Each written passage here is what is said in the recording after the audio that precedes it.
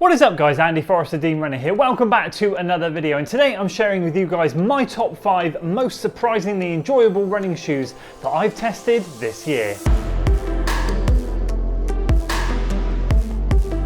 Now, I've been fortunate enough to test some incredible shoes this year and some that just don't quite cut it for me, but today's list is all about the ones that have surprised me the most, the ones that I've never tried any previous models of, had no preconceived ideas about what they'd be like, slipped my foot in, running them some more, and are now really enjoying them. I want to share those 5 shoes with you today, and let's get stuck in. So let's start things with the Saucony Triumph 21. This has been a really enjoyable shoe, and mostly for me, I've been surprised at how versatile this thing can be.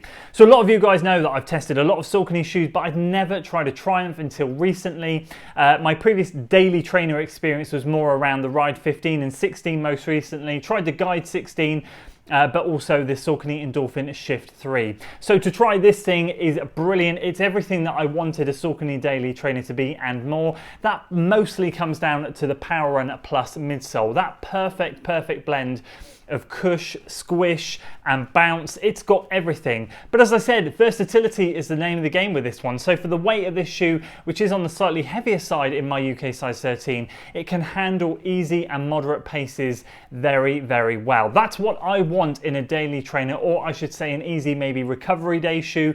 I run a lot more zone 2 probably than zone 1, or I would say I probably run a good split between zone 1 and 2. So I'm not looking for just a shoe to plod around in. When I want a daily trainer or I want an easy recovery day shoe, I want it to be able to handle both easy and moderate runs.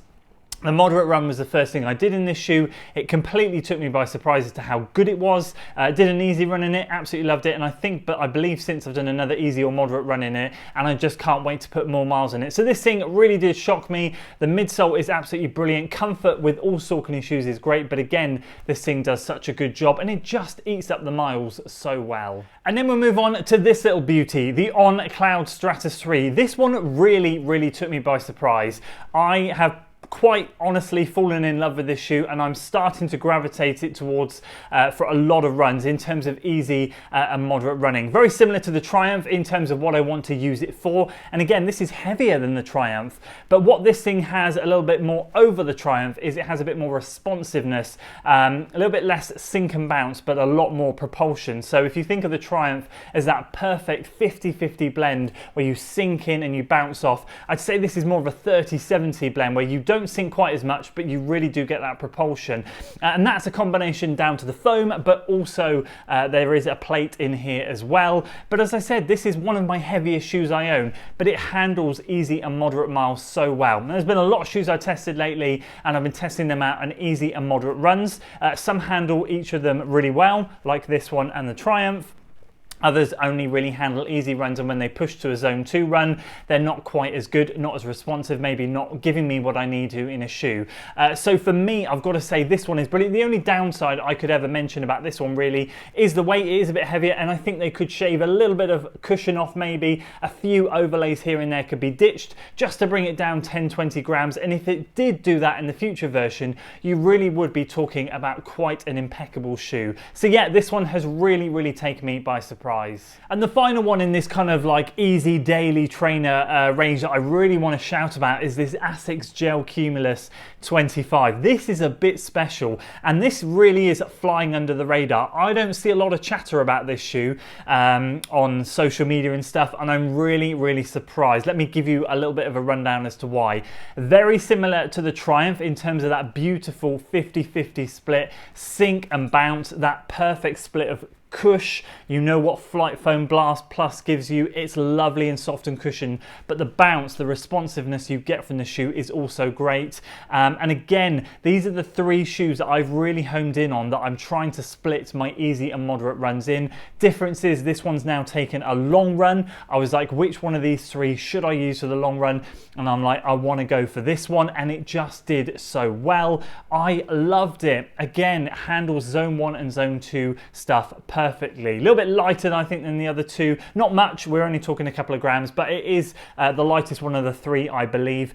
And what this shoe does is it gives you lovely comfort, lots of good comfort in and around the back there, lovely puffy paddy tongue.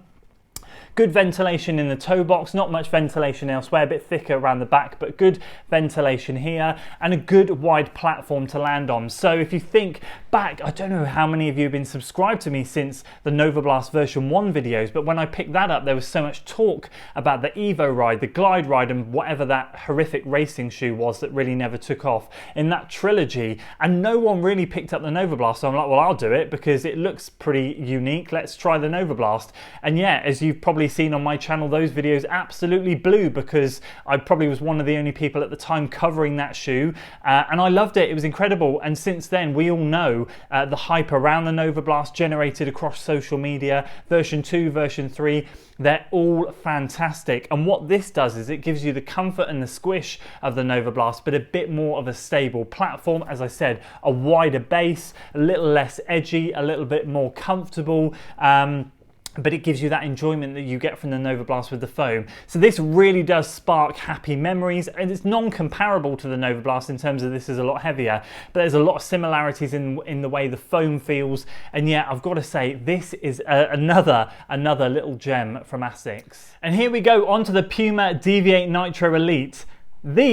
I love these shoes. These are incredible, and these really surprised me. When I did my first impressions review on these, a lot of you commented saying you had version 1 and you really liked them, and the common theme was they weren't quite good enough to race in, but loads of you used them in training as a training shoe and you love them, and I agree with that sentiment. I don't really know much about the changes from version 1 to version 2, and if I stack these up against like the Vaporfly, even version 1, 2 and 3, the Endorphin Pro 3, the Elite, I kind of feel like they don't quite cut it when it comes to racing, and I wouldn't choose them over those shoes. But I do feel like they're too good for training. There's a lot of carbon plate shoes I use in training, like old ones that I've put too much miles into race now, so I use them in training. I kind of feel like these are wasted in training, if I'm honest, but it's where I'm using them because otherwise they just sit and they wouldn't get used for racing. So I have to say, like, I love these shoes. The vibe I get from them, this is I can't really explain this too well because I'm trying to think how to articulate it. I get more of a racing flat vibe from these shoes, even though they're not a racing flat, and obviously the stack height in them is completely the opposite to a racing flat, but just the way they run, the way the plate placement is, and just the way they roll through, it gives me Saucony Endorphin Pro 1 vibes. And again, the Saucony Endorphin Pro 1 was a much firmer midsole, and this is softer, so that does sound a bit contradictory, but I think it's just the way you land and roll through. You do get a good bit of spring back, a bit of pop from the end when you're rolling through. The plate works really well, and yeah, I've got to say, like, the upper is just wonderful. It's just that lovely lightweight material that just wraps over the top of the foot. They've just done so many good things right here. I'd love to see it compete and shave a few more grams off. In my UK size 13, like the Vaporflies and the best racers, I've got around the 260 grams. I think this is like 280 high or 290 low. So we're talking about it needs to shave another 20-30 grams off. But overall, this is an absolutely stunning shoe. It's going to get a ton more miles in training. And finally, we'll finish off with the Saucony Endorphin Elite. I can't speak, like, this tops the charts for me this year in terms of like the shoes that have really surprised me. This thing has a massive wow factor, to the point where I'm very much a Nike fan when it comes to the racing shoes, even going to the limits of racing in the Vaporfly version 2, which is my least favorite version, over other racing shoes, because I just love the way that the Nike racing shoes feel. They feel really good, they work well for me, they work well, even the Alpha Flies, they're just brilliant.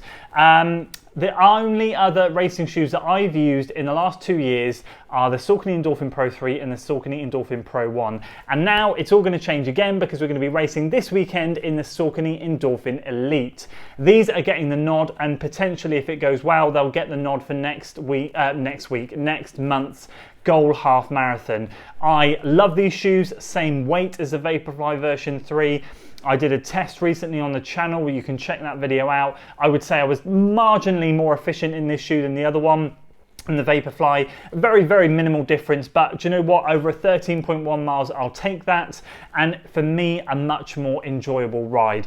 perfect speed roll here, very aggressive, you really roll through, you really bounce off, and I love the amount of foam in the forefoot just as much as in the heel. It's just, this thing is absolutely magic. I don't want to waffle too much about it because I'm sure a lot of you guys that follow the channel will know my feelings about it. I've put a lot of videos out. I've put the first impressions out on this channel, and on my extra channel I've put a couple of videos out about it as well. So I could wax lyrical about this thing all day long. It's absolutely incredible, and yeah, I've got to say this absolutely is a banger of a shoe from Saucony. So there we go, those are the top 5 shoes that have really surprised me in 2023 so far. I've been very lucky to test a lot of them, and these ones really have taken me by surprise. I appreciate the Saucony Endorphin Elite sort of rundown wasn't very, it was a little bit waffly, because I've got to be honest with you, when I get passionate about something, I really just kind of like, yeah, the Saucony Endorphin Elites, they're special. I think that's the best way for me to say it. They are really special, and I think they've done a great job, and I actually can't wait to see what they might do after that,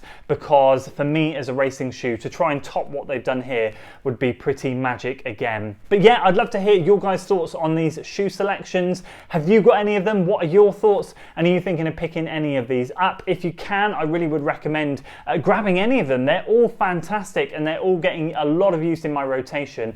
One obvious absentee in here is the Hoka Clifton 9. I've been loving that shoe too, and I put that right up there on a par with the daily trainers that I've talked about, but I did actually have preconceived ideas about that one already, and I've tried a lot of other Hoka shoes, and for me, everyone's told me all the time how incredible the Hoka is, and when I started the Clifton 9 was, and when I ran in it, and I wasn't like surprised, I was like, yeah, they're right, this is exactly what it's all about. Whereas the other ones, not many people had talked to me about it, so I was like, wow, these are amazing, bar the Triumph, but the Triumph really did take my breath away. So that's the only obvious absentee. Other than that, you guys know my love for the Hyperion Max, but again, that didn't surprise me because I loved the tempo so much. It was just that lovely step up from that shoe. So yeah, I'd love to hear your thoughts on this in the comments below. Do drop a comment and let me know what you think about this shoe selection. That's it from me today, guys. I hope you enjoyed the video. If you did, please do consider giving it a like, share it with your friends, and of course, subscribe to the channel for weekly running content. I'll see you in the next one. Until then.